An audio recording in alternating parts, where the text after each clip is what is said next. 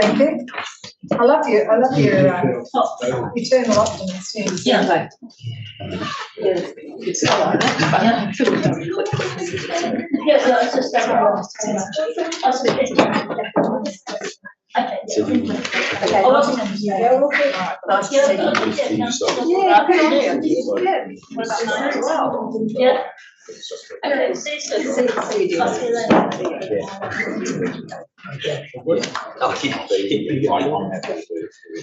Good afternoon, everybody. We'll call this meeting to order of the Public Transport Joint Committee meeting. Can I just remind everybody that this meeting is being live streamed and will be available after the meeting on the Regional Council website. I also need to remind all present that the local government decision making affords no protection to councillors, council officers and the public on comments made during the meeting that may be subsequently challenged in a court of law and determined to be slanderous. So I now formally open the meeting and call for apologies. Do we have any apologies? An apology for early departure. Early departure. 4 o'clock, thanks. Councillor Thompson, noted. Items not on the agenda, I don't think we need to move that because it's just an early departure and I think we'll all be debating about them. No pressure. Items not on the agenda. There's a park and ride update, and the reason that it's not on the agenda is the information wasn't available at the time the agenda was formulated, and the timing Tauranga City need this before the next scheduled meeting of the Public Transport Joint Committee. So that's that. And that item will be in public excluded. I need a mover in a second for that. Moved by Commissioner Tolley, seconded by Commissioner Silver. All in favour, please say aye. Against, carried. Order of business. The chairperson's report will be heard after item 8, and the park and ride update will be heard after item 11. Can I have a mover and seconder? I'll move and you second, Councillor Thompson. All in favour, please say aye. Against, carried. Any conflicts of interest? There being none, we move on. There is no public excluded business to be transferred to the open. On page 9, we've got the minutes of the previous meeting on the 23rd of May. Would someone like to move it's true and correct? Councillor Thompson and Commissioner Tolley. All in favour, please say aye. It's carried. Any matters arising that anyone wants to bring? I think everything comes up in the meeting anyway, so you're right. We'll move on and we go straight into the presentation by Priority 1 Shift Hub. And I think you've got 15 minutes. Kia ora koutou, thanks for having us. This is a response to a request to come and tell you what we did at the Shift Hub. So you know me, you know Greg. Greg's not going to speak, but he's here because he's done a lot of stuff with Smart Growth and PSP. This is Mel Conrad, she's our GM of Comms and Engagement. And then more specifically on the Shift Hub project, we have Gemma Hignett and Tim Allen.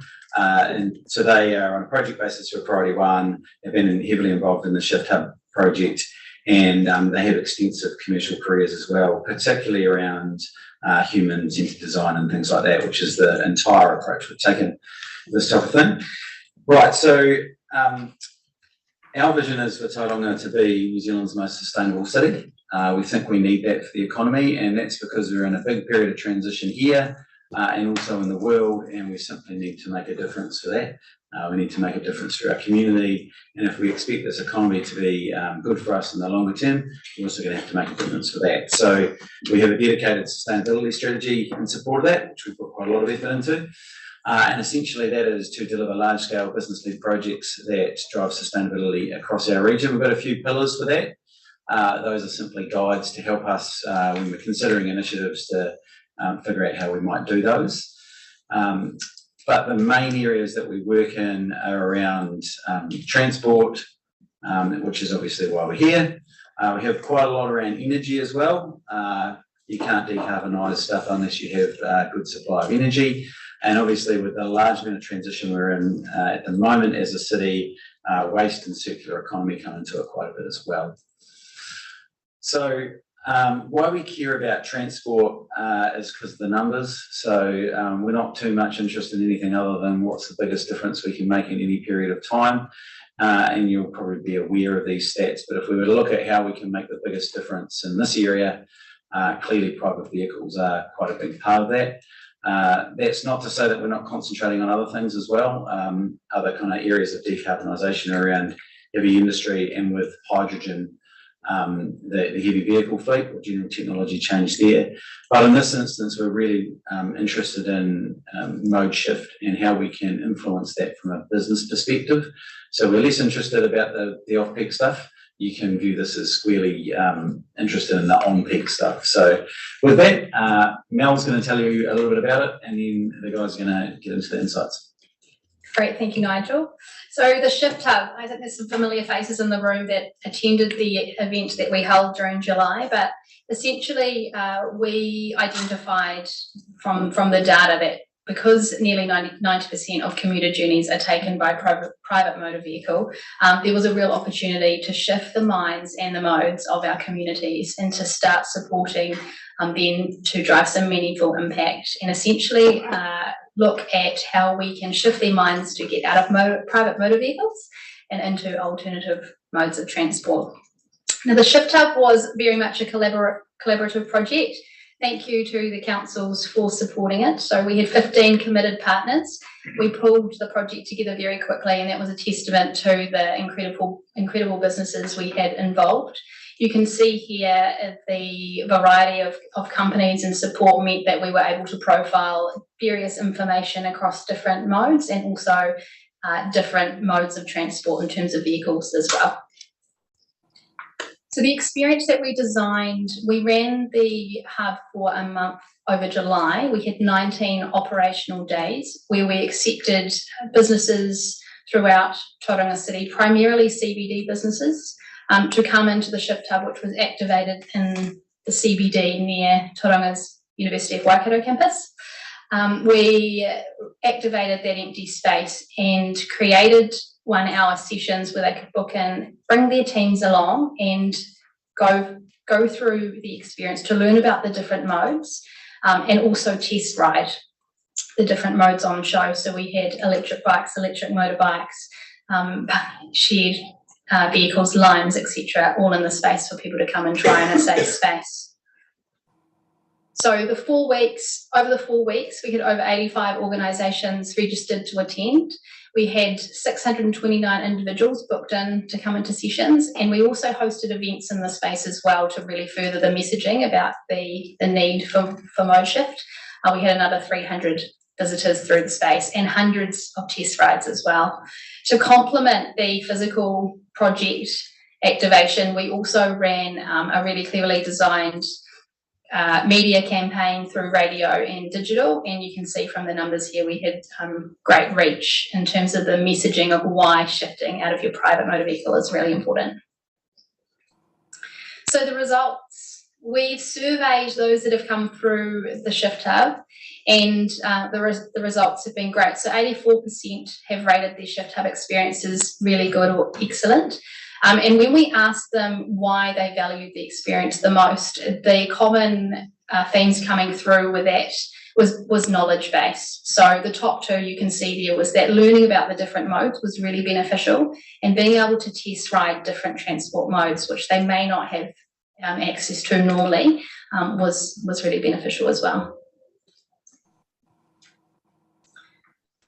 In terms of the mind shift part of the hub, so 58% of those that we surveyed said that they are likely to trial an alternative mode since visiting, which I think, and we'll talk to this shortly, but really showed the appetite to want to change if given the right knowledge and tools. 4% have shifted to an alternative mode or trialled an alternative mode since visiting the hub. And really interesting for those of you in the room today, most of those people said that private electric and public transport are the most popular modes for them to want to trial. So that's really great feedback. The other thing that really worked really well and what people resonated with was the messaging around it doesn't need to be every day. 75% said that they would shift 1 to 3 days a week, and that was part of the campaign that we ran, was that shift when you can, make it work for you, and we acknowledge it's not a one-size-fits-all approach. Great, so I'll hand over to Tim to talk through some of the insights we gathered. Thanks, Mel. So with the insights, one of our primary inputs was the not very visible maps that were on the screen. Of the 382 people that came through, every person essentially filled out a map and drew on a map where they went from and where they were going to with their commute, what modes that they used, and then they also listed their barriers and constraints. So what we did with those barriers and constraints is essentially compile them all and interpolate them and put them into kind of 9 themes. And if you look at those 9 themes were location, time, safety, weather, family, activities, cost, behaviour and health. And if we just take a look at the cards in front of you and take a look at the top 5, a lot of these are not they're not sort of single element themes. So if you think about location, there's a real geographic spread within the region. So obviously some people are commuting significant distances, but there's also barriers where you've got people commuting over shorter distances where the primary barrier is the time taken to use alternative transports. There's also the route itself and the suitability of it, for instance, having to travel on a highway. Accessibility of alternative modes, such as rideshare and public transport, proximity to your home, availability, for instance, in rural areas, and even accessibility to mode-specific routes like biking and walking paths. And if you think around the next one on the list, time again is a multifaceted part. So obviously, despite the well-documented traffic congestion, a lot of people still perceive that the quickest way for them to get there was a private motor vehicle. There was definitely a barrier in respect of the length of time taken using alternative approaches like walking and biking, and concerns about the reliability and inconsistency of public transport and the suitability of things like bus timetables to an individual schedule. And if we look at safety is an interesting one because it ranges from aspects related to the routes and roads not being considered safe, so having to share them with heavy vehicles and other transport methods. Certainly a lack of confidence and experience with options came through as something of concern to them. And safety in relation to kind of inadequate lighting and even an unease at public transport stops like bus stops. And then the security and safety of storage solutions was another key thing. Weather, unsurprisingly, is something that features, and this is driving considerations of comfort and safety as well. There's a perception of lack of shelter when waiting for public transport, and the challenge of keeping belongings such as laptops safe in the wet. And then family. Obviously, people with dependents, including children, partners, elderly parents, pets even, had some challenges around kind of moving out of a private motor vehicle, particularly travelling en route to work where there's multiple drop-offs, including childcare and even doggy daycare.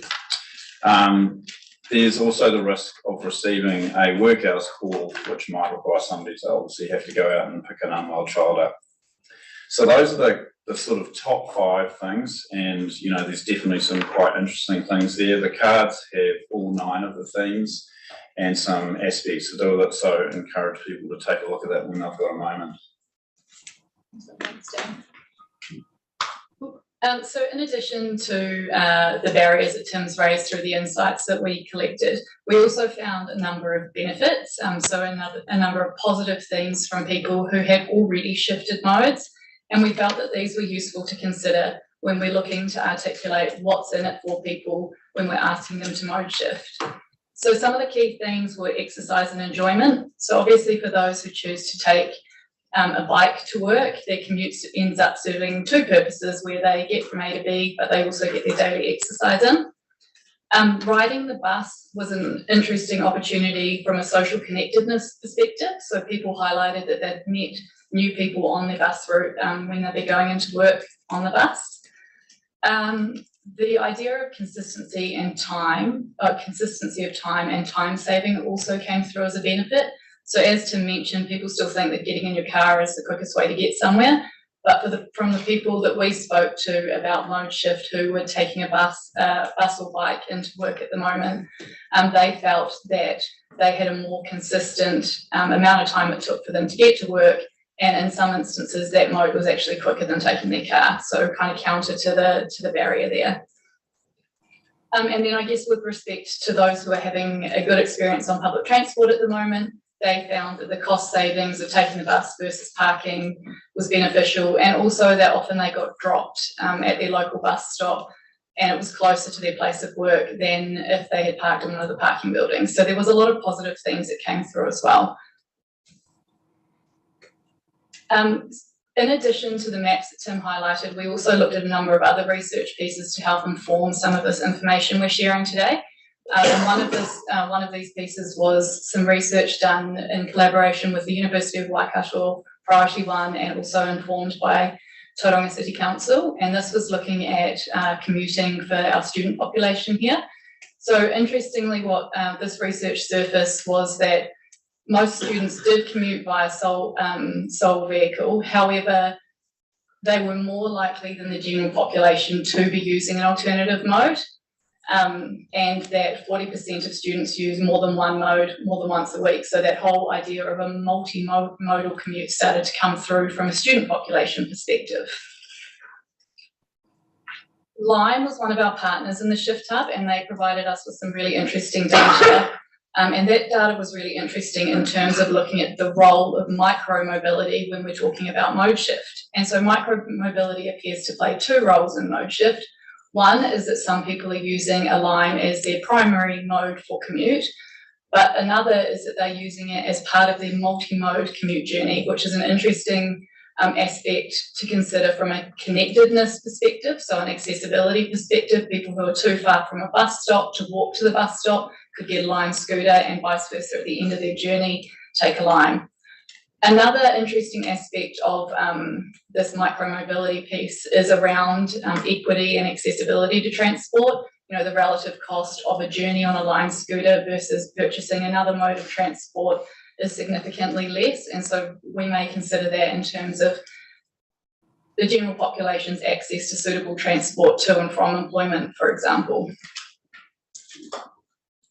Another piece of data that came out of the University of Waikato and Priority One research was a review of some literature which highlighted a number of cities in the world who have already successfully shifted. And again, we felt that this might be useful for future review when we're considering how Tauranga might proceed into the future in this space. And something that was really interesting in each of these examples was the role of hard changes that were implemented, so hard interventions, which were structural when we're looking at things like infrastructure, for example, and then also the role of soft or psychological interventions in terms of marketing campaigns and comms, and how they might play a role in how we move forward with our mode shift journey. And you know, we strongly believe that both of those areas have got a role to play, and the best way that we can move forward with each aspect of that is having a really deep understanding and a very human-centred approach into the decisions that we make going forward. So, in terms of some key takeaways, we've pulled together a wee bit of a summary about what we've just talked about and some of our key highlights. Number one is super positive.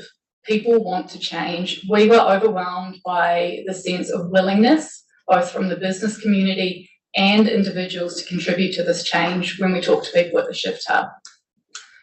The other aspect is slightly less positive. Unfortunately, as you'll all be well aware, in order to change, there is not one silver bullet. Not one silver bullet. Tim's insights that he ran through before demonstrated the multifaceted nature of these barriers that we're facing. And so we do need to take a really holistic approach to the solutions that we're delivering. I gave a couple of examples of how a multi-mode approach is necessary. And then also Mel highlighted that, you know, highlighting to people that they don't have to change 100% of the time makes it a more feasible opportunity for a lot of people. I think we need to move along. Right, so that's pretty much us. We thought we would, we got one or two slides left just in conclusion and mainly about what's next. We thought we'd just open it up to any questions you may have in the meantime though. Before I ask for questions, I just want to make a comment, and that I congratulate you on your initiative in that I think it's really important if we want to get mode shift, which we do, and it's imperative, we've got very high aspirational targets for that. The quick wins are going to be our white collar CBD commuter, and working with businesses within our city, of which you represent many of them anyway, I'm very supportive of that. It's getting the perception, and I understand where you've come from, and I think we would have had a lot better result if Cameron Road had been, the upgrade had been finished. You know, it's all about perception, and we're struggling right at the moment as a city to get connectivity, but we will get there. You know, I might be dead before we do. Yeah, we will get there. So thank you, Priority One, from me for actually bringing our business community on board, because I think that's our biggest win for us. We can do school children through, helping them on their bus routes and whatever, but if we can get people in this building out of their cars, it's a win-win. So questions to the Priority One. Commissioner. Look, thank you very much. I agree with Andrew. It's that the quick win is going to be with CBD workers. Would really like to have a look. I think one of your slides was some stats on those impediments, and I think that might be helpful to us when we come to look at how we can contribute into this, because it's always easiest to target the biggest impediments first. But there might be some easy stuff that we're doing, and later on we'll talk about park and rides. So can we have the stats? And then I'm really interested in what you guys have come up with as the next steps. Thanks, Sam. One point to note is that the reports that we're working on, which is quite detailed, will obviously make all of this information available. So I think it could be an interesting input into some of the planning and other aspects. Do you want to go next steps now? Yeah, so in summary, this has been really successful. It's engaged a lot of people in that CBD area, and importantly, it's been a lot of fun as well. We did try to incorporate that in there.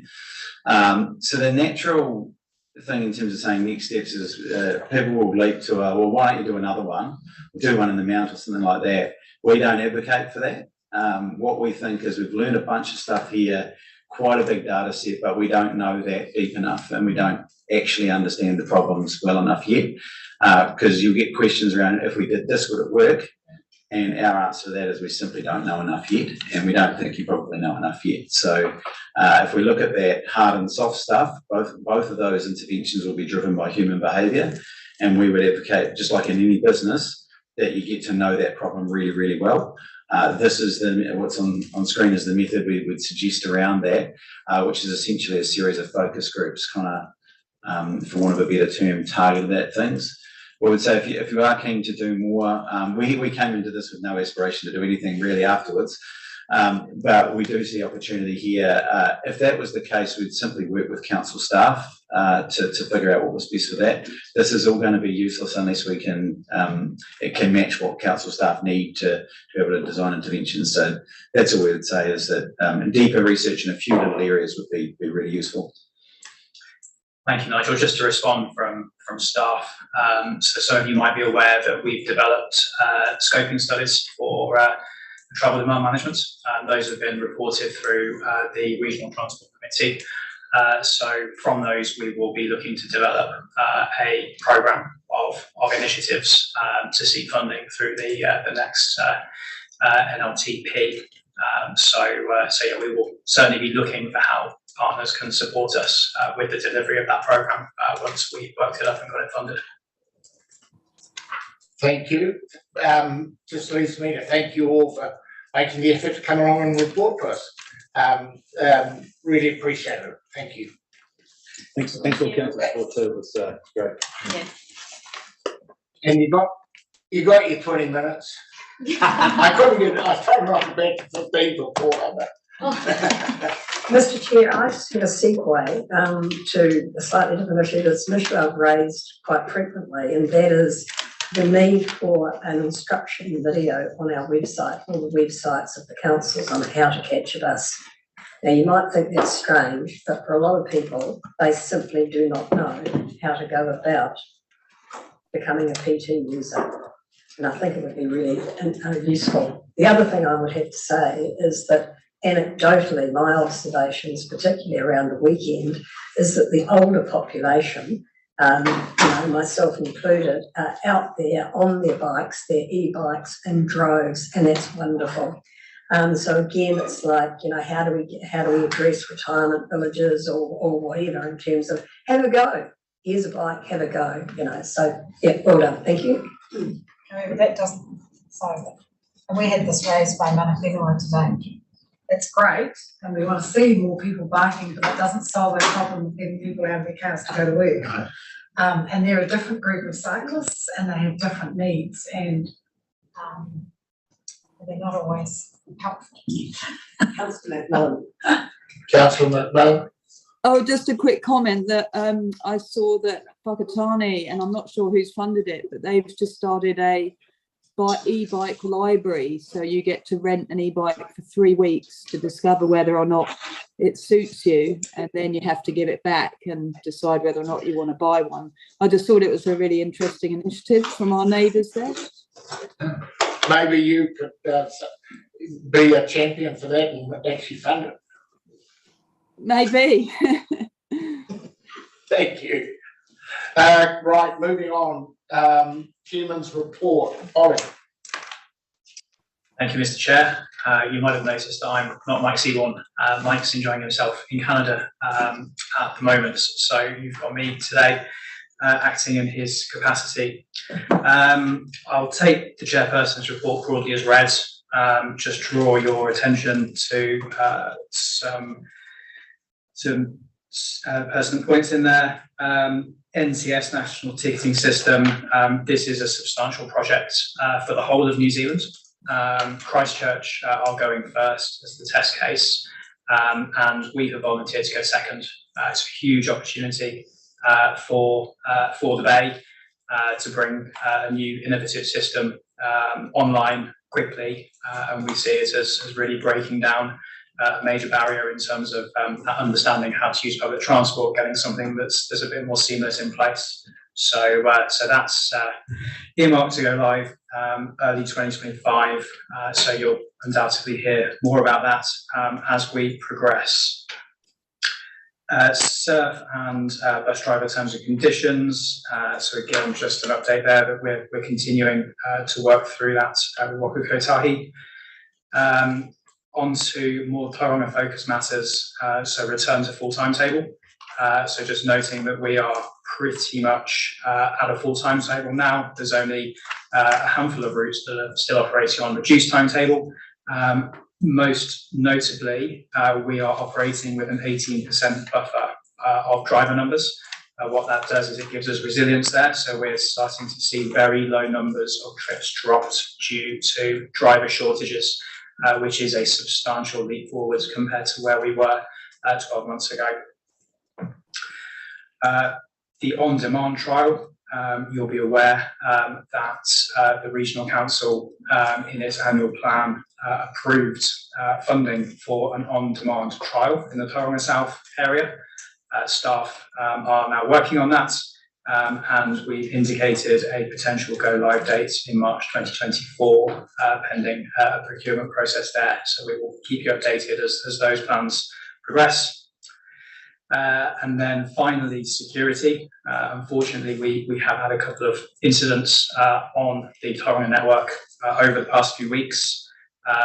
In response to that, we have been reviewing both our internal processes as well as the processes that our operators are undertaking to make sure that those are correct and working as they should do. One thing to note is in response to one of those incidents in particular, we did react quickly and actually changed the security hours at the Durham Street interchange. So previously in the afternoon, we had coverage from 4 p.m. till 8 p.m. We brought that forward to 3 p.m.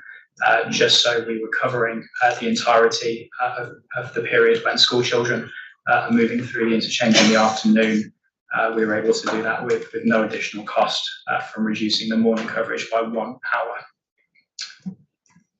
Can you help us with a feel of how you feel about security? Because the feedback I get is still a little bit negative, and it's not just children; it's some of our elderly who are fearful of riding. It's all about perception, but the actual security on the bus itself is a big issue because it's one that you can't resolve by manpower, in my view. But can you talk about that? Yes, certainly. So completely acknowledge that it's the perception of safety that is the issue, and that is what concerns our customers and potential customers. Fortunately, following the 3 significant incidents that we've seen, we haven't had any further issues of significance on the network. We are now pulling together reporting from multiple sources. So we've got reports from our security guards, TTOC, NZ Bus, and also the contact centres as well. So we're pulling information from all of those sources to make sure that we've got the most up-to-date picture of incidents on the network. You correctly note that providing security on buses is incredibly challenging. And that's not something that you see in many cities across the world. Staff are undertaking a review of how other networks are approaching security to see what we could do potentially in Tauranga in response to some of these incidents. That process is ongoing, so we will bring back some suggestions once that review has completed. Maybe Commissioner Tolley could go back to the Minister of Police. Yeah, look, I think it's and we had this raised as by It was interesting. One of the members. Pull your mic closer, please. One of the members said, when we were talking about children going to school, and she said that she was too afraid to let her child walk to school. She was too afraid to put them on a bus because you didn't know who was going to be on the bus. And so the safest thing for her was to take her child to school, drop the child off, and then come and pick it up from school. I think it was up from school. And I did say to her when I was Minister of Police, I got the police to do a quick run through some stats, and it was 10 to 1. Child was more likely to be injured based on incidents being dropped off and picked up outside of school than have a bad experience walking. But still, that's the perception, yeah. And we're fighting that perception of you only need one incident reported of an on-bus fight, and that just builds that perception in the community. So it'll be interesting to see how other people have achieved that. The police certainly don't have the resources to put on a bus. They've got a cop on a bus. We can't even get them into the streets, although they are in our CBD. And must add, for which we're very grateful. But and you could put a security person. I mean, we're looking at security for drivers, but for security. You could have a security person on a bus, but the cost for that is just enormous. So it will be really interesting. Hopefully you'll have that by the next meeting. I'm unsure of the exact timescales, but it is something that staff are looking at with urgency. And are we unique in that we're having on-bus incidents, or is that happening around the country? No, unfortunately not. I'm an active member of the Transport Special Interest Group, and this is a topic that frequently comes up in other regions. Most other regions, unfortunately, are experiencing incidents of concern on the network. Thank you. Any further questions? Commissioner? Thank you. It does sort of beg the question then that if we had some statistics that showed the comparators, as Anders suggested, in that case it was walking versus car incidents, but public transport versus car incidents. I mean, I would imagine it would be a fraction, and there's an opportunity to actually tell that story. I wouldn't have thought it was hard to get the data. Probably a bit of desktop research and a bit of media publicity wouldn't go amiss. I'm sure staff will take that on board. Any further questions for Ollie?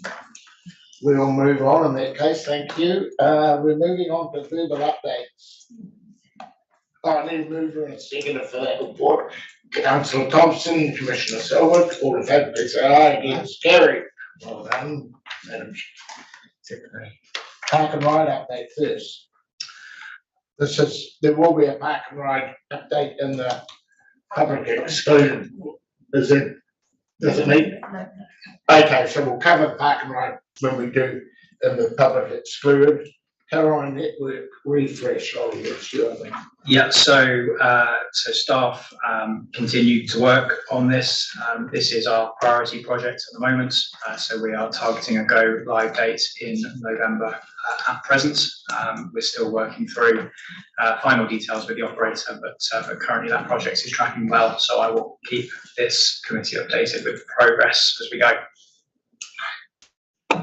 Just to commend staff on when you did do that Papamoa one, and you gave us some, you subsequently gave heat maps, that you gave us numbers so that we could actually see clearly what the numbers getting on and off at different places.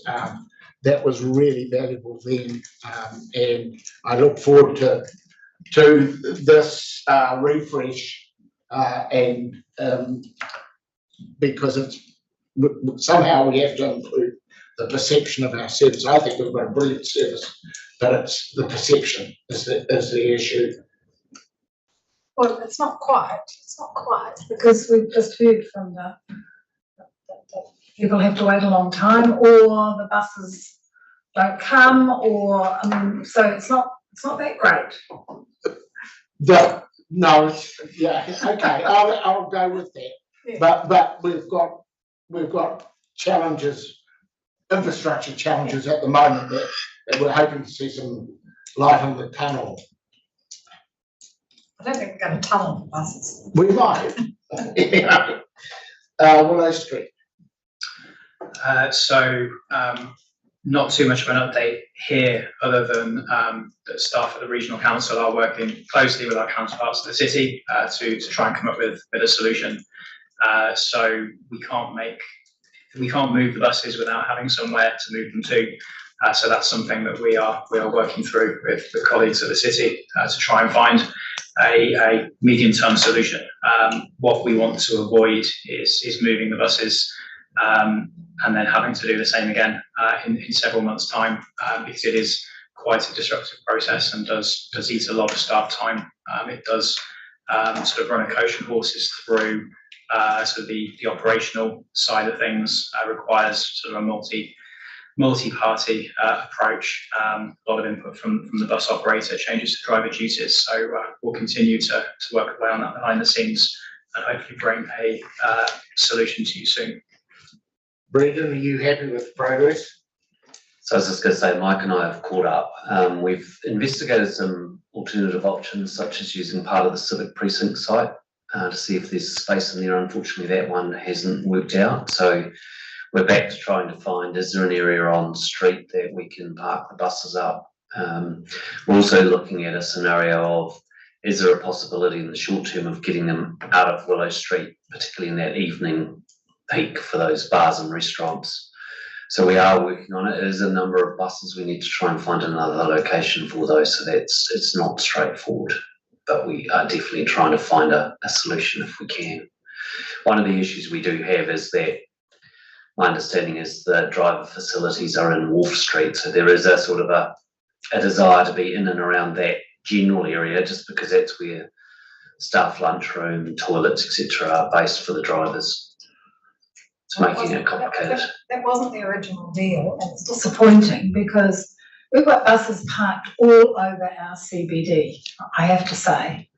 I don't know, how many bus stops did we count up? I did a quick count as I drove around. It was 20 bus stops roughly around that Willow Wharf area.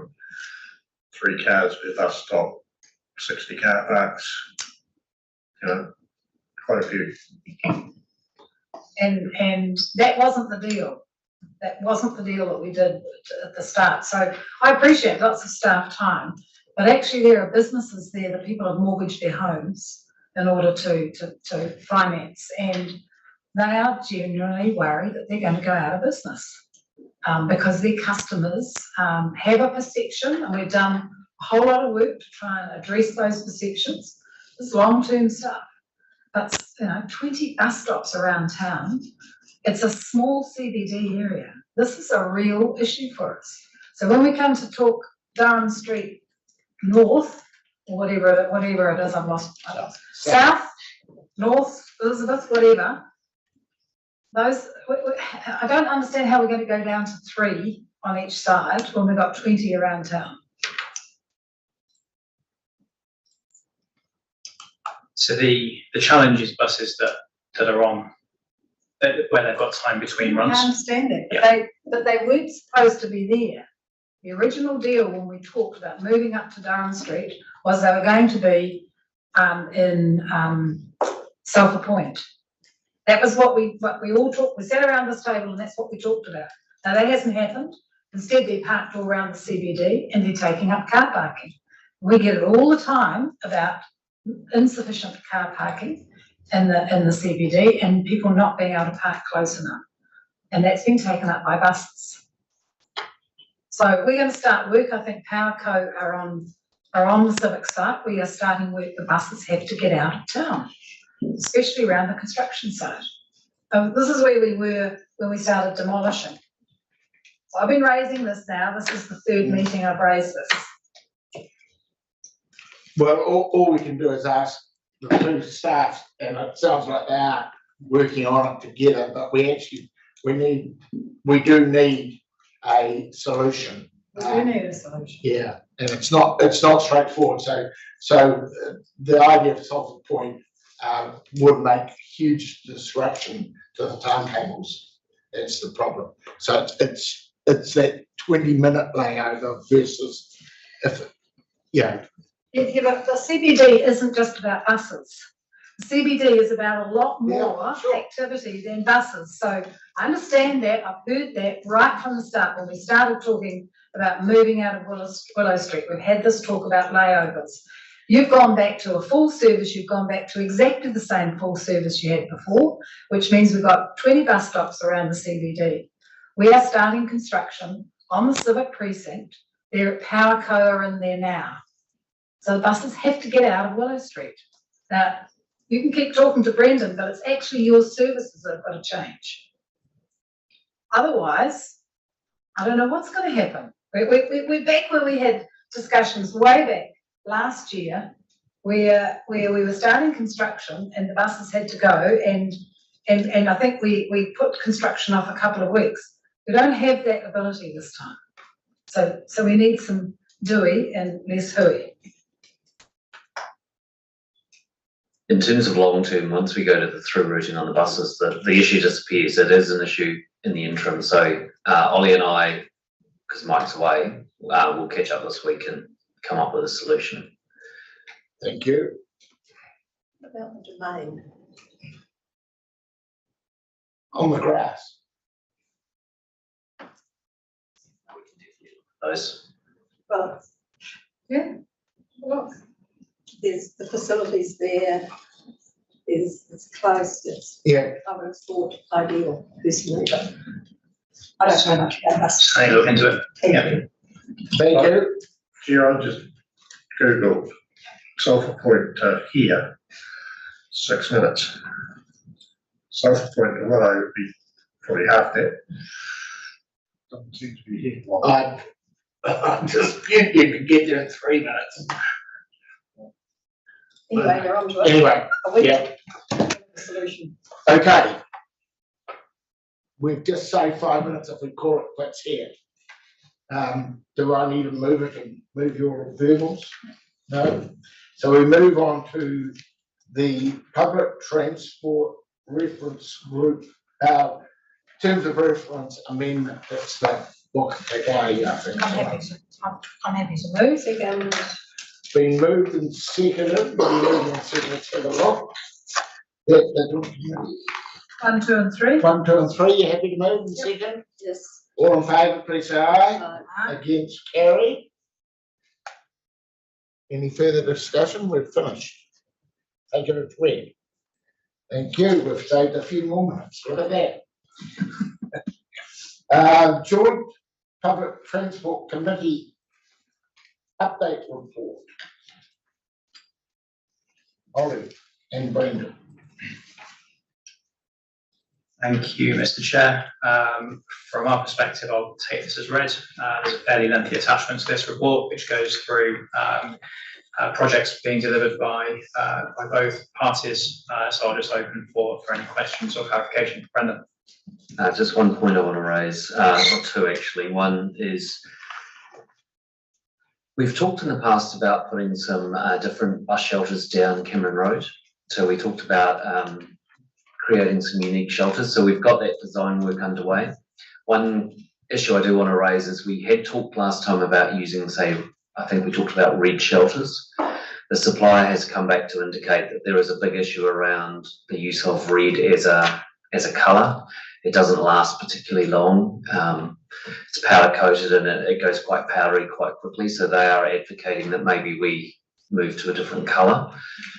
In other regions around New Zealand, a particular colour is associated with a particular organisation, and so they've found different coloured shelters get targeted by other organisations that are not affiliated without going into any specifics. So again, that's one of the reasons they're indicating that maybe red is not a good colour to use. So I just want to raise that as a point for discussion: is are we fixed on red, or are we comfortable that we look at something else? No, let's look at it. I mean, I don't want to spend a lot of time discussing colours, but orange seems to be a neutral one. Yeah. Or we could go to pink like Barbie. Yeah, I think the point of difference is the key, especially in that Cameron Road spine, which is what we're trying to achieve. But yeah, we're not stuck on any colour. So We just don't want ordinary old brown or black Great. or grey. Something bright is what we want, is something bright. Yeah, right. Okay, we can do that. And then the other update is in terms of the shelter rollout program, just to update based on this report we're talking here about, we've completed, I think, 18 shelters. Just to confirm, we've got 35 shelters sitting in a yard currently being assembled. So there's been an issue with the glass, with the manufacturing tolerances. We were having trouble getting the glass in and there was a bit of breakage. That's now resolved. So once those 35 are assembled, the pads are pretty much poured, and so they'll start to appear around the city quite quickly. that will be welcome. Commissioner. So just to update, an update on Cameron Road, seeing you raised it. So prior to early July, I think I called a meeting of the representative of the JP board and our transport people. I was really concerned because the local MP had a public meeting, and that same night the commissioners were had a public meeting at St Mary's School, and a number of complaints and queries, and so Cameron Road was a hot topic. And so I was asked to bring my angry eyes to that meeting, and I did so. And I'm pleased to say that we've got a significant number of changes. So within, I think, the first week after that meeting, we had 2 kilometres of those heavy water-filled barriers removed, and then moved to a risk-based barrier rather than just this is what you put down. But there is a report which they're just taking out any commercial sensitivity out of that it might be helpful to put on the table. But essentially, the changes that they're making, albeit it would have been better if it had been made 12 months ago, apart from going to that risk-based thinking around what the risk actually was and the appropriate response. If an area, because often you can imagine you dig up the road and you find services are in a different place from where you thought they were, so it's got to go back and be redesigned and contact the different utility companies, and some of them are faster than others. So now there is a practice in place that if it's going to go for more than a week, then they fill that hole back in, asphalt over it. It's actually cheaper than keeping the barriers around it, and move on to working somewhere else. So that means we've got less places along the work site that crossed off. And Nick, I'm just trying to think of some of the other changes in that report, but those were the 2 major ones. Oh, and the senior management of those JVs are making regular visits down onto the site to make sure that all this continues through. And anything else? As are we, as in TCC as well, so. Just a question. Speaker, is it on? Yeah, just a couple of questions. When will stage 1 be completed? So they're now saying that the original aim was always December of this year. They are still working to try and finish by December this year. Because to me, I use it every day and often stop by your billboards. And to me, the message that I think would be really useful would be the end. There is an end in sight, and it's the stage or whatever. Well, it's only stage 1. But but stage 1. I think that would be quite useful. Well, the difficulty is that it is only stage 1. So there's a lot more to come. Stage 2 is considerably longer. The worry is, because we did have this discussion whether we put it up, and didn't want to mislead people. I see the designs out now for stage 2. Going out for consultation, yeah. The plan now is also a longer gap between stage 1 and stage 2 than what we had in the original current LTP. So it might be something that we could look at just in terms of it may then make sense to have some comms around. Yeah. I do think people like to have some certainty. As soon as you can't give certainty until you have certainty yourself, of course, because if you mislead people, that they then get angry. But it has been going a long time, and so it's a public relations exercise, and we're working out how best to take people with us. There is a media statement being worked up as we speak, which kind of tells that story. But you're talking about signage, yeah. Yeah, I am, because you get stuck and you're looking around for things, and it's a really visible sign. Can I ask another question? I need to go back to bus stops. Sorry, Brendan. And I won't ask you about Millers Road, you'll be delighted to know, but do the bus stops have security cameras in them? Bus shelters, rather? No, they don't. Can I ask why? I think it's probably related to the difficulty of getting cameras in with connectivity through fibre optics, etc., because they're not necessarily easy to power and get in there. But I don't think we've probably thought about it in the past as needing to have cameras. I mean, some areas would be covered from our general CCTV footage, but we don't have anything specific in shelters. I've still got a couple of questions. First of all, can I just ask, when we have, it's just a silly little thing, but when we have, and I'm a paper person, it's really hard to turn the page the other way on each one. Okay. I didn't even look at it online. Can I just ask about Arataki? Because we're now in August, and we're going to have to front the community at some stage. And we can, we need an answer. What's happening? Staff. So through the chair, the project was paused by TCC awaiting the consultation that Regional Council was undertaking around our network refresh. No. I think that these people promised that it would stop until that was done. We didn't pause it. Sorry. We didn't pause it.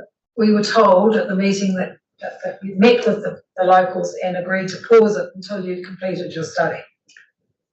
We can't do anything until you've done your study, but you paused it. Happy for Brendan to correct me, but my understanding is it was paused by TCC staff. No, my understanding is same as Anne. I think our view, from what we were told, was that because of the review of the number of buses that would potentially pass through Farm Street, there was no point continuing with the business case until we knew, was it 30 buses an hour or was it 7 buses an hour, because that would make a difference to the facility type. So effectively we were waiting on that, the number of buses passing through there, then we knew the facility size we needed. It says in the report, the project is currently on hold pending a review of bus services following a meeting between the Arataki community liaison group members and regional councillors. And Mike reported to us at a meeting before last that the because I asked about it, the review was happening. I thought it was coming in July. We're now in August. I just know, I was just asked about it recently by one of the community. When is it happening? What's happening? So we're going to have to deal with that, and we need to get on with it. Agree. So I can provide an update around our refresh. So we didn't receive any substantive comments from the Arataki community around our refresh proposals. Our long-term requirements haven't changed from those indicated through the PT reference case. So our user requirements indicated previously remain the same. If there's any more detailed questions, my colleague Matthew is our representative on that project. So we can get on with it? Is that what you're saying?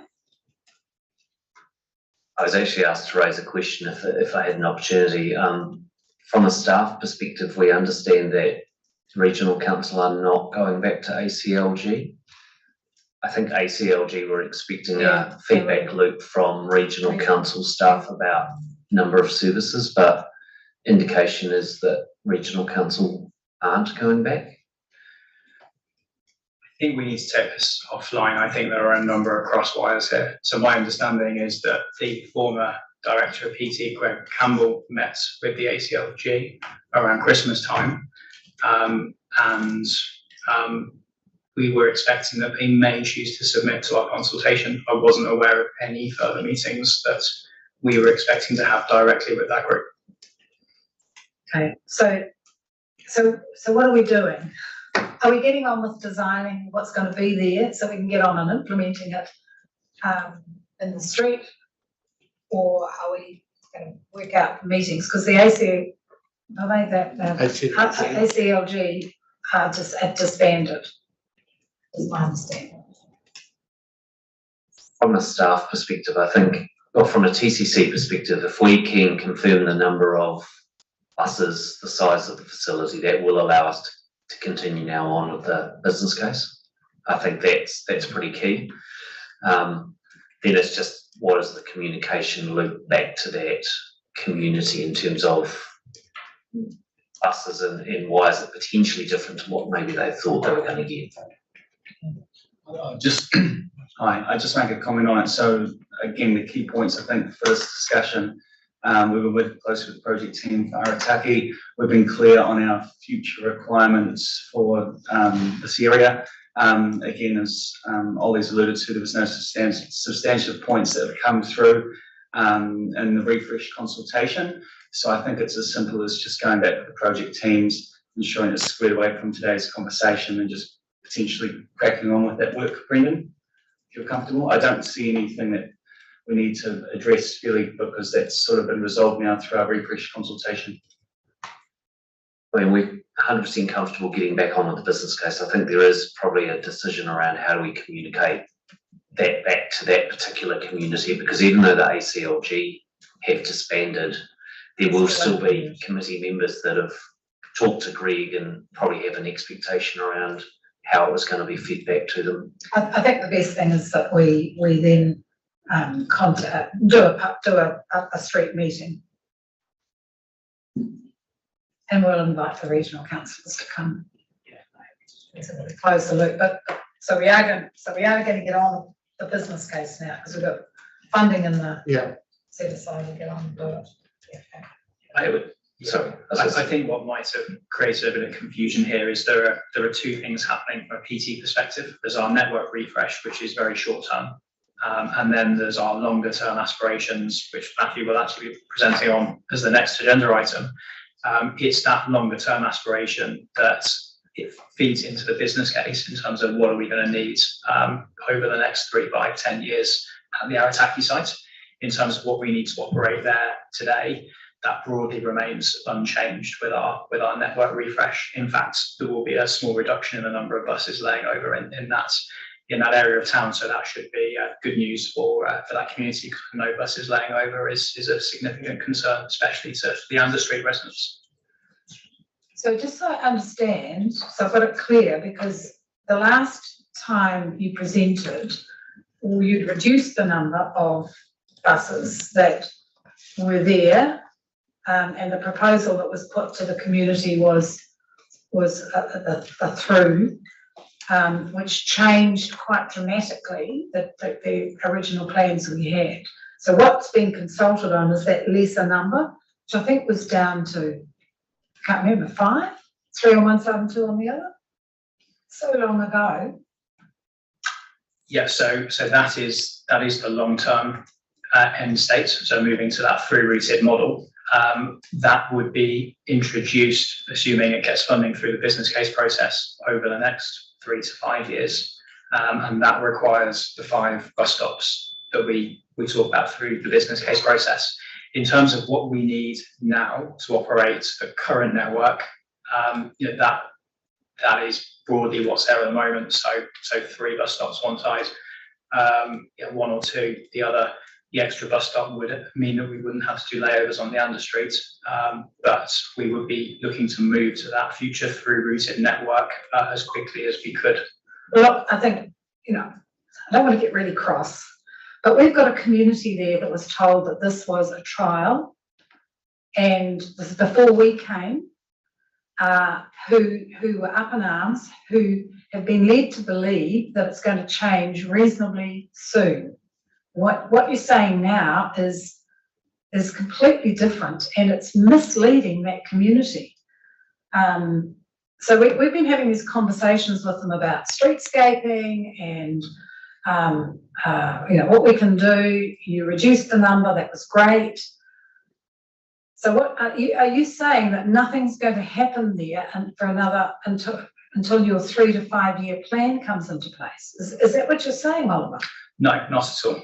Okay. So the end state, so the fully through routed network, and this might actually become clearer as Matthew sort of presents on his project, that end state we're not going to move towards for 3, 5, 10 years. But the refresh that we're looking to introduce in November this year, that will have a benefit on the Arataki community. So I've got some numbers here. So at the moment, all of our service number 5, which runs really frequently, that's 8 buses an hour, they currently all terminate at Arataki, and those buses then have to move around in the immediate area. That route is being removed. So that's 8 buses an hour that won't be terminating in that community. The service that replaces that will be running through, so it will have an immediate impact on laying over in that area. So there will be some short-term benefits that that community will feel. And Leander Street will be clear by November of layovers, which is a residential street. It's got nothing to do with the bus service, but they have buses sitting there idling all day, every day. Will they be gone by November?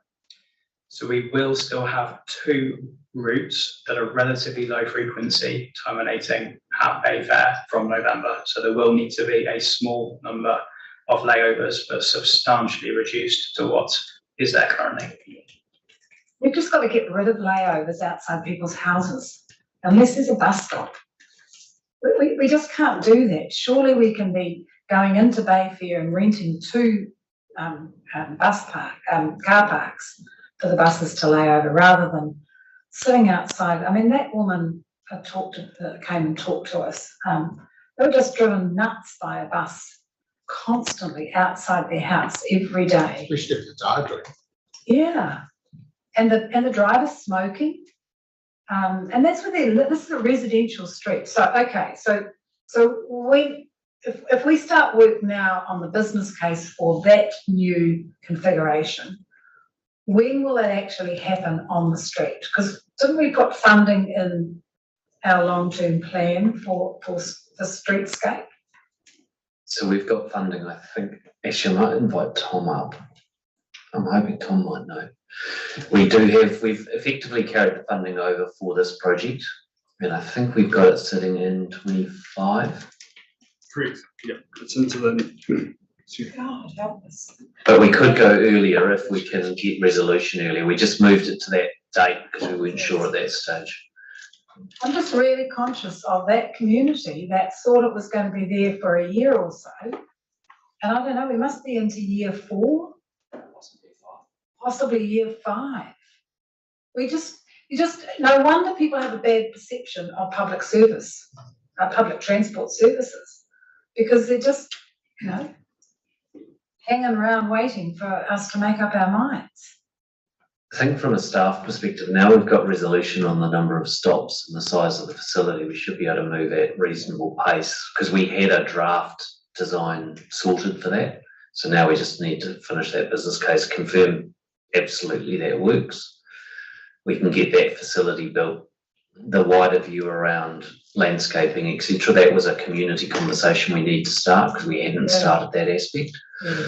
One other thing just I want to raise, the lack of a shelter on the, I'll say the Mount side of Farm Street has raised again because there is no shelters there. So we have approached those adjacent residents again about putting shelters in the interim.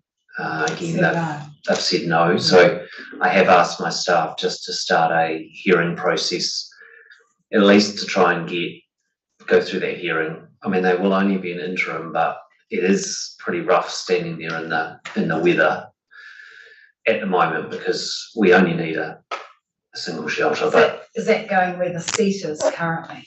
Correct. That's one of the Arataki liaison.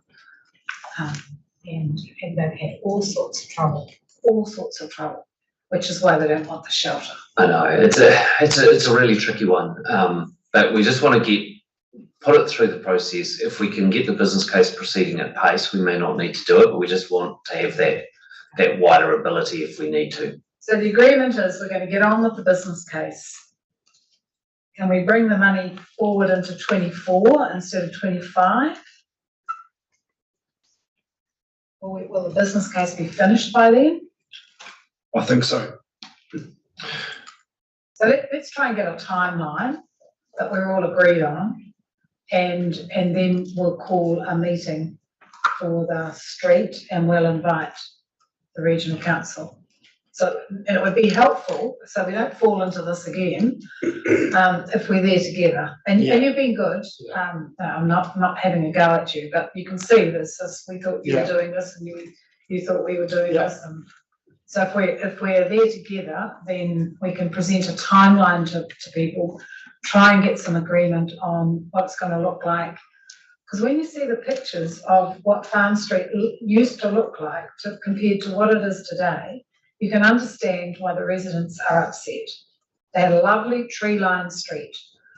And now it's full of buses and people and bad behaviour. So I think that's the best we can do, and try and get the construction brought forward into at least 24. And at least we're talking together. Yeah. Which was the aim of this committee. Yeah. So to stop those roadblocks. Yeah. So we all happy? Yep. You're happy? Yeah, we'll pull together a timeline and circulate that to the full committee members. Okay. But we'll email that through. Perfect. Someone gave me the thumbs up, so we'll do. Thanks, Tom. Okay. Mr Chair, the issue for me, Are you going to make me go late on this? no, because you know that I'm going to be leaving at 4:08, but the issue for me is the whole intent of this committee was for us to have a really joined up approach to projects and things. And I'm just wondering, is there a mechanism that we can inject into the processes so that where there's a big red flag goes up and the big red flags get addressed, or we get told we can't at staff level address this, you'll have to sort it. Can we do that?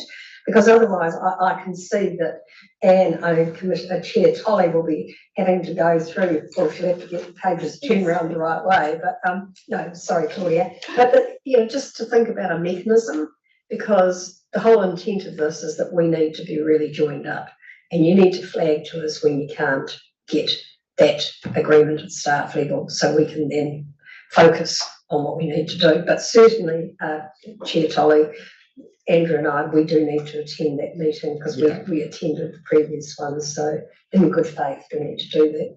Thank you. We'll try and get a time. Once you've got time. Okay. We're moving on to item 10.4. Oh, we're going to receive that report. Move and second. I'll move that. We will see. Commissioner Tolly, Commissioner Selwood, all in favour, please say aye. Against, carried. 10.4, we're allowed to start now. It's 3. Oh, we're at 3:11. We've lost a minute. Matthew. Well, thank you everyone for having us today. Claudia's just going to get up a presentation in a sec. So we're just giving you a high-level update on progress so far for public transport services and infrastructure business case that we've been working on over the last couple of months. So I think familiar face in the room, but I'm Matt Kilpatrick, Senior Transport Planner at the Regional Council. This is Rachel Pinn. Hello everyone, I'm Rachel Pinn. I'm working on contract at Tauranga City Council, working collaboratively on this project. Leave the glasses. Cool. So the purpose of today is to provide you with a high-level briefing on the project, share early signals as to the direction of the business case, noting we're still relatively early on, and provide the opportunity to hear your feedback or questions on the project, on the progress that we've made so far. Matthew, just before you go on, I am remiss in that on Zoom we do have Waka Kotahi, Richard, Simon Fendel on, who's listening into this, and I should have introduced. Simon, if you're hearing that, can you just put your camera on for a second, just so that we can identify you? It's gone. He might have. Oh no, there it is. Kia ora koutou. I'm not sure if this camera's working or not, but yep, I'm listening in today. It's working as long as it's snowing where you are. So we can. But apologies for the delay in welcoming you, and thank you for attending. And feel free to participate. Thank you. Thank you. Cool. So a quick high-level overview of the project team steering group. So obviously both in Regional Council, myself and Ollie, Tauranga City Council and Waka Kotahi, that's the key project team and funding partners. And then above that we have our steering group, which we regularly report to. And on that steering group, it's the same organisations as the project team, but with Tauranga, which the key representative there is Buddy Makari, and Western Bay of Plenty District Council.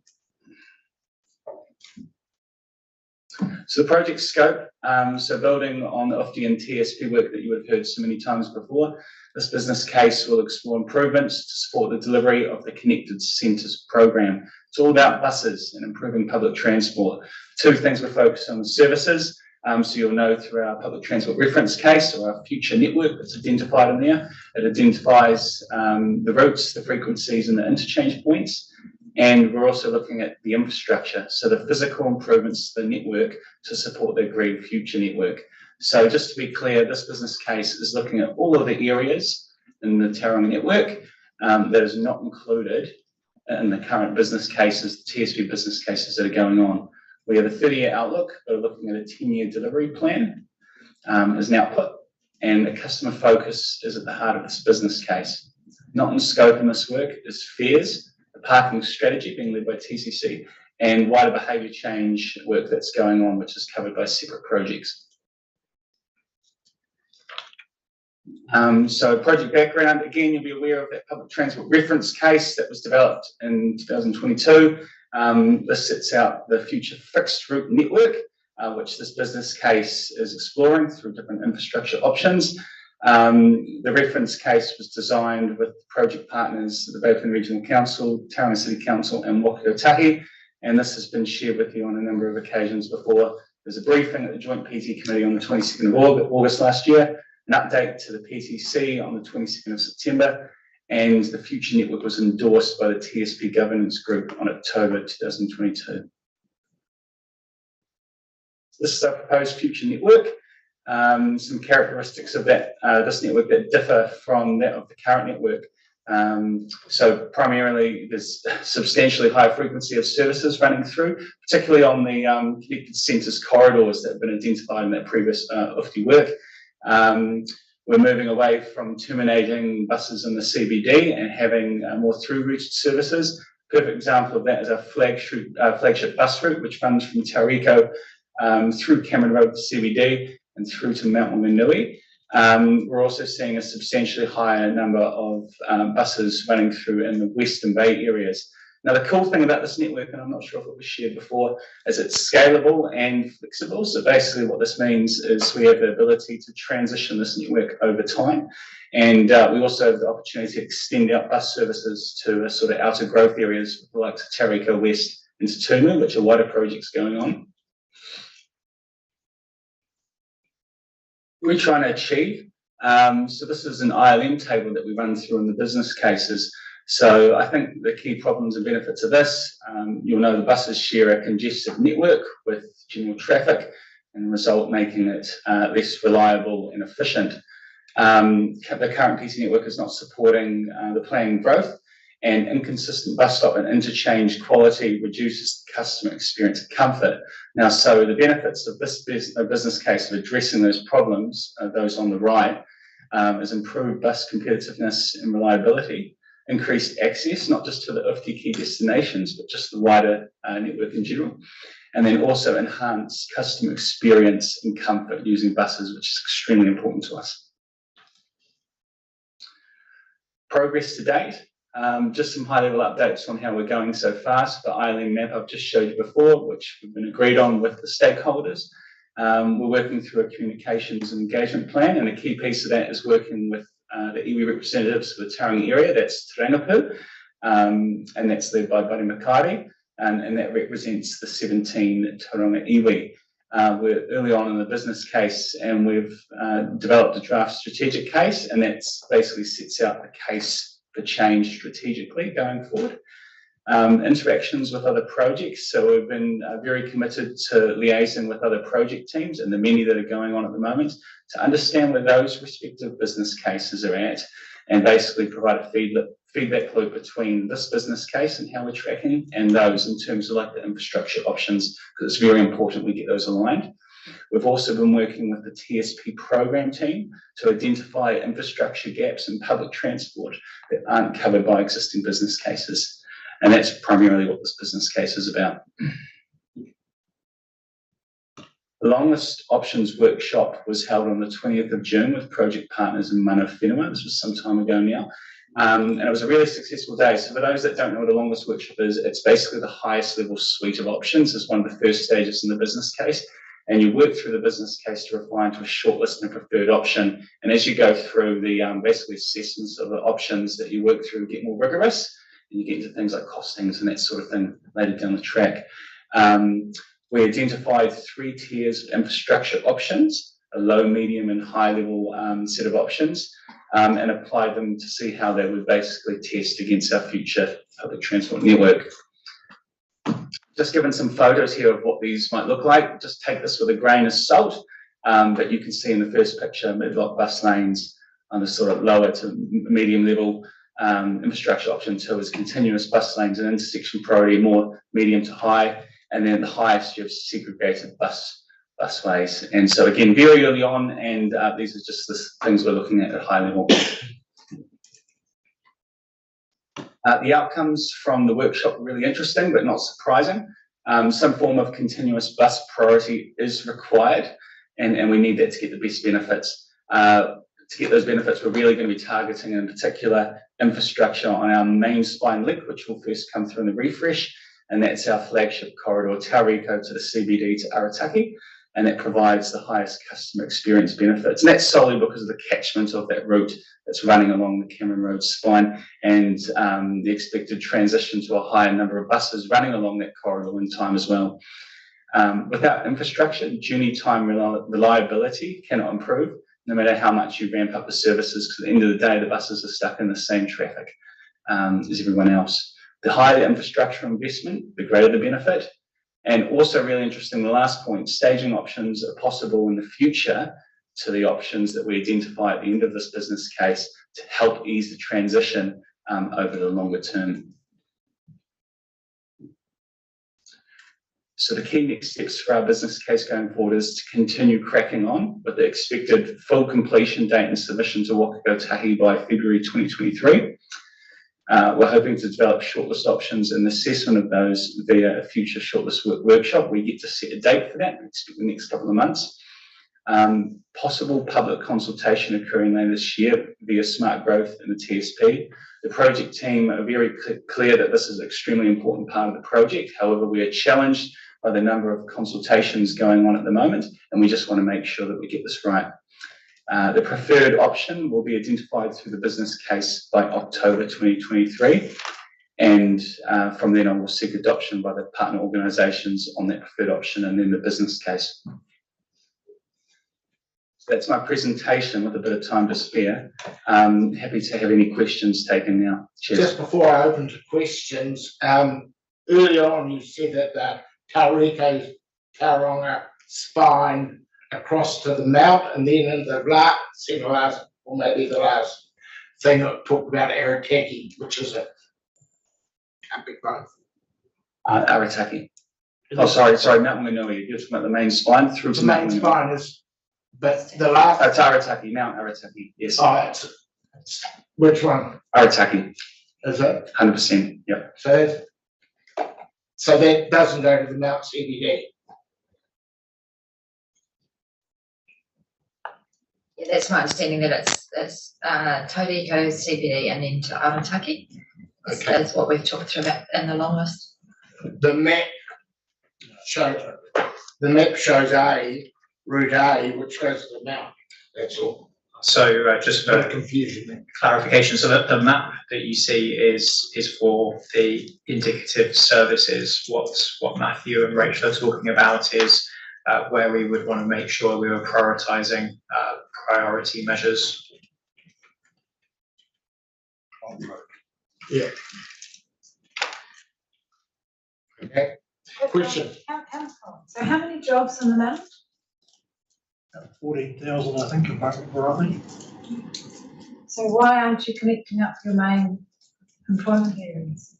Why would you leave out the mount? Is the question, I guess. It is included. It goes through the mount. Yeah, I think a bit of confusion here. So the bus service goes to the mount. It's just what they're saying is we need priority measures on the road, potentially to Arataki for other services, but Because if you look at it, it looks like it's going down Totra Street or something similar, which probably flows okay. Yes, sorry, I just add a further comment to that. And so the thinking is through the other business cases that are going on at the moment, it's really important that we get the level of infrastructure we need to go through Cameron Road and the Hewletts Road business cases. And so that's why it's sort of the focal point to my talking. Thanks. Councillor Thompson. Yeah, public consultation. I don't like the word possible. I think it's absolutely imperative that we have engagement and consultation with the public. I note that I think you're suggesting that this go hand in hand with the special consultative procedure plan for smart growth and TSP. I'm not sure about whether that would work or not, but what I do know is that there's a lot of interest in this particular project and how it dovetails, remembering that the public hasn't been involved enough yet. It hears a bit about it, but it doesn't actually never been involved in it. So this is actually really important. So I'd really like to see us work hard about trying to get an appropriate engagement process going. And in that regard, I think, Ollie, I just asked you prior to the meeting, whatever happened to the community panel? You know, our public transport community panel that was made up of a range of customers and stakeholders, and I would have thought that they would have been fairly critical in terms of understanding what we're trying to do here and how this dovetails with, in fact, the smart growth strategy premised on IFTI. So my plea is, please, can we please think hard and work hard to get some appropriate engagement and consultation with our communities around this. I think this is well done, congratulations, great work, but I think it's really important that we do try and bring the public along with us. Yeah, no, so that's a good point. Thanks. Commissioner Selwood. So, I mean, yeah, good to be where we've got to, I guess, but what I'm struggling with is how come this process takes so long? We had a presentation to this committee almost a year ago on the operating model, and it got to TSP by October last year, and here we are a year, and it will be it'll be October pretty soon, and it's taken us that time just to get to the start point of a business case process. We're just getting, there's something wrong with our system here, and I hope Waka Kotahi are listening, because I understand that it's your process that we're kind of working to, but the complexity of the business case process, we've got business cases coming out our ears, but we're not getting enough projects delivered in a timely way that's going to get us 20% node share and all of those other aspirations that we want to achieve. So sorry for the frustration, but I mean, it's kind of beyond the pale how long it is taking us to get things done. Comment? I'll jump in ahead of you, Matthew, if you don't mind. It is taking a long time. I won't disagree with you there, Commissioner. We expedited the reference case work to make sure that we could feed into those business cases that are progressing at pace. So that work was done outside of the usual business case process, so we could move forwards elsewhere. I think Matthew may have unintentionally been a little disingenuous when he said that this business case is only just starting. There has been a lot of work. It is a lengthy process. It is thundering into shortlisting at a relative pace, and it should come together relatively quickly as we move to the back end of the year. So perhaps just that terminology might have created a bit of concern, but there has been a fair bit of progress behind the scenes, I can assure you. Thanks, Alan. But even so, a year to kind of get to the point that we're at seems excessive. And I mean, I think there's very strong alignment around, this seems like a sensible operating model. What's to stop us putting it in place now, even with the infrastructure that we've got? Okay, the buses are going to be running a bit slower, but it's better that they run to a more efficient system than to keep on running a clumsy, clunky system where we have buses and extensive layovers for what seems like hours to the people who have the buses outside their doors. Why don't we just do it now? it's a very good challenge, and it is technically possible. The issue we have is this way of operating is more expensive with the longer routes. It is more costly in terms of volume of buses. So we need the business case process to secure the additional funding to enable us to move to that. But the business case will explore what sort of pace, what sort of delivery timeframes we go through. So you'll see with the refresh that's coming in November, we're introducing that first 3 routes, what's shown in here as Route A, connecting Tauranga all the way to the Mount. So, our assumption is that through refreshes, we will incrementally implement this over the next X number of years. It may well be that we want to turn the dial up to 11 and go a lot quicker. So the business case process will flesh out the opportunities of going quicker and the risks associated with it as well. We need to. Otherwise it'll take us 10 years of business cases before we even start, and it will be redundant. We'll do another business case. Then you do need to talk about KK, because if you want to speed anything up, we can't do anything without a business case. We can't fund it ourselves. So we rely on central government contribution. Just add a comment to that, we could potentially just ramp up services now, but as Ollie's indicated, the future model requires a level of infrastructure to make it running. And actually through the longest findings, we've realised that we actually need a pretty reasonable amount of infrastructure really to get the best bang for buck for our future network. And so that's something that can be transitioned and further explored in how it's delivered through later in the business case. Can I just ask, everyone's talking about infrastructure. What is that infrastructure?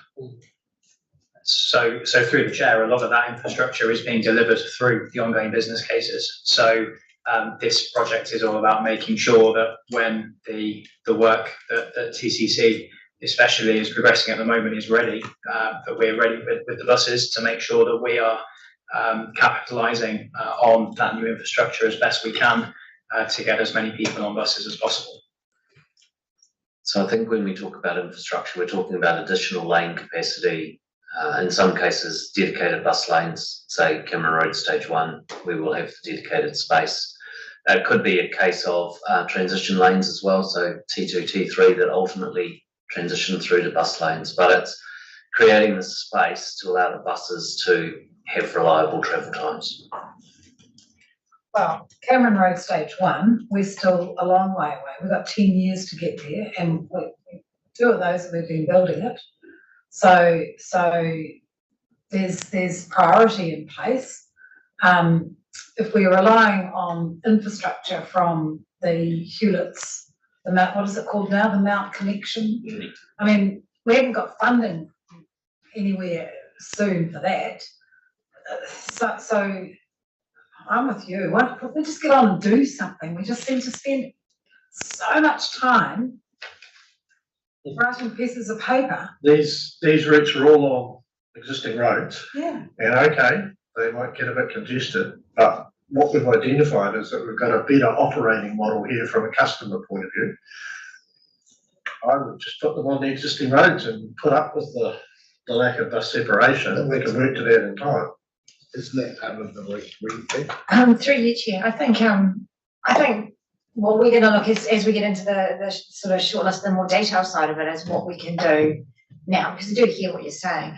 There may be some a sort of a combination where you can, increase the service levels, but there might be an intersection somewhere that actually creates a sort of snarl up that stops the delay that you might be able to kind of do some tweaking around to enable that services to flow. But once you get to a certain level of frequency, you do need to have reliability, because what ends up happening is once a bus gets stuck, if you imagine it gets delayed for 5 minutes and the next bus is coming along, they'll all end up tracking along behind each other.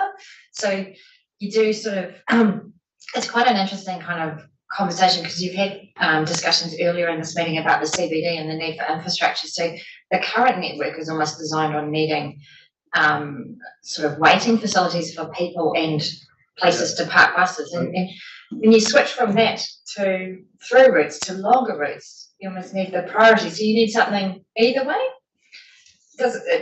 the services are one thing, and then there's always going to be some need for supporting infrastructure of some kind. And I think one of the things about this is, it's, as you said, you know, there are constraints in terms of funding, so it's not going to all switch on tomorrow, but there are things that perhaps can be done ahead of to get, you know, to look for those opportunities, and that's something that we can do in that next stage, having heard this conversation and that feedback.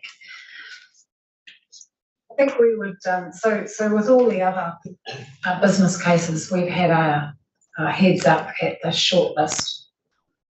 I think that would be helpful too.